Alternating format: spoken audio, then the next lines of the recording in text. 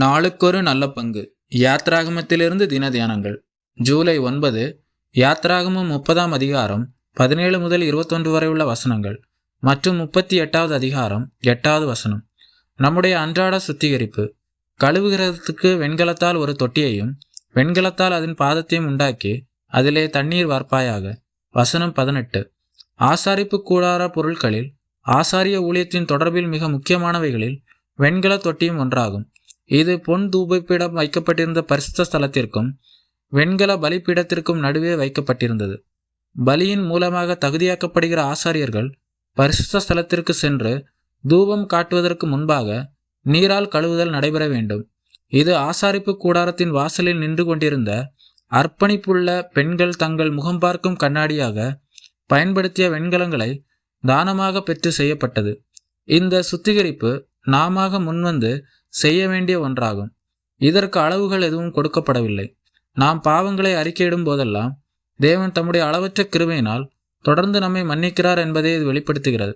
ஆரோனும் அவனுடைய குமாரரும் ஆசாரிய ஊழியத்தின் போது தங்கள் கைகளையும் கால்களையும் இந்த வெண்கல தொட்டியில் நிரப்பப்பட்ட நீரால் கழுவிக்கொள்ள வேண்டும்.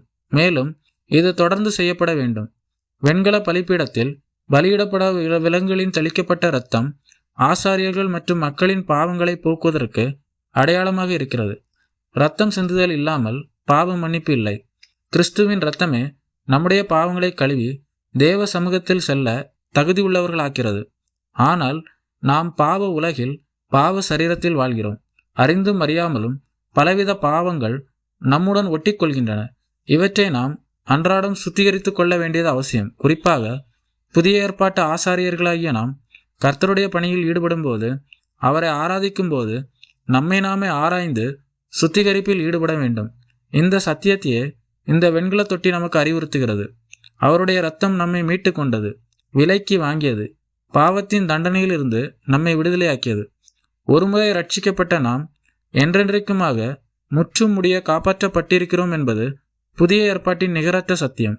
ஆயினும் அன்றாட நிகழ்வில் நம்மை ஒட்டி கொள்கிற பாவங்களை நாம் அறிக்கையிட்டு விட்டுவிடாக வேண்டும்.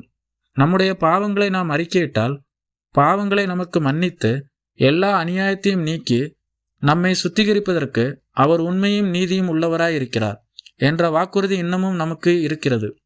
தொட்டியில் உள்ள நீர் வேத வசனத்திற்கு அடையாளமாய் இருக்கிறது. திருவசனத்தை கொண்டு தண்ணீர் முழுக்கினால் கிறிஸ்து நம்மை சுத்திகரித்து பரிசுத்தமாக்குகிறார். ஆண்டவர் தம்முடைய மேல் வீட்டறை ஆசாரிய ஊழியத்தின் போது சீடர்களின் பாதங்களை கழுவினார். 11 இருதயங்களும் ஆத்மாக்களும் அவர்கள் அவரை பின்பற்ற முடிவெடுத்த போது தூய்மையாக்கப்பட்டன. ஆயினும் அன்றாட சுத்திகரிப்பின் மேன்மையை அவர்களுடைய பாதங்கள் கழுவுவதன் வாயிலாக அழுத்தமாக சொல்லிக் கொடுத்தார். நான் உன்னை கழுவாவிட்டால் என்னிடத்தில் உனக்கு பங்கில்லை என்ற வார்த்தைகள் அன்றாட சுத்திகரிப்பே கிறிஸ்துவுடன் நெருக்கமாக இருப்பதற்கான வழியாக இருக்கிறது என்பதை போதிக்கிறது. கிறிஸ்துவின் சாயல் நம்மில் உருவாகும் அளவும் இது நடைபெற வேண்டும். ஆமென்.